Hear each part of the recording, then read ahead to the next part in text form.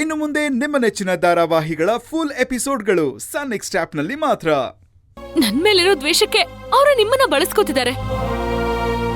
ಆದ್ರೆ ನನ್ ಪ್ರಾಣ ಅನ್ಕೊಂಡಿರೋ ನನ್ ಮನೆಯವ್ರ ಮೇಲೆ ಸತ್ಯ ಮಾಡಿ ಹೇಳ್ತಾ ಇದ್ದೀನಿ,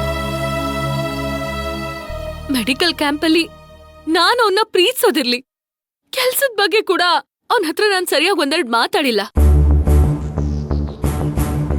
ಸರ್, ನಿಮ್ಮನ್ನ ನನ್ನ ಅಣ್ಣ ಅನ್ಕೊಂಡು ಕೈ ಮುಗಿದ್ ಕೇಳ್ಕೊತಿದ್ದೀನಿ.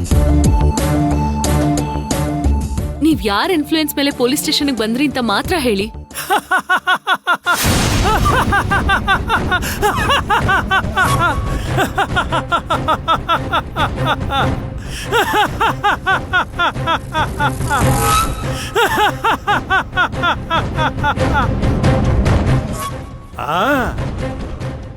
ಆಕ್ಷನ್ ಸೀನ್ ವರ್ಕೌಟ್ ಆಗ್ಲಿಲ್ಲ ಅಂತ ಸೆಂಟಿಮೆಂಟಲ್ ಡ್ರಾಮಾ ಮಾಡ್ತಿದೀಯಾ?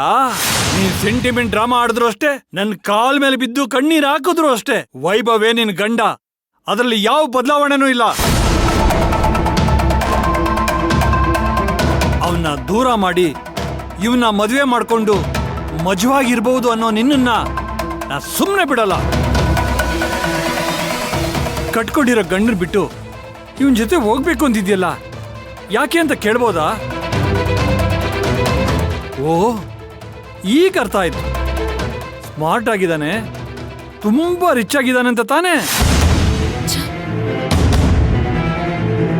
ಸರಿ, ನಾನೇ ನಿನ್ಗೊಂದು ಐಡಿಯಾ ಕೊಡ್ತೀನಿ, ಆಗ ಮಾಡು.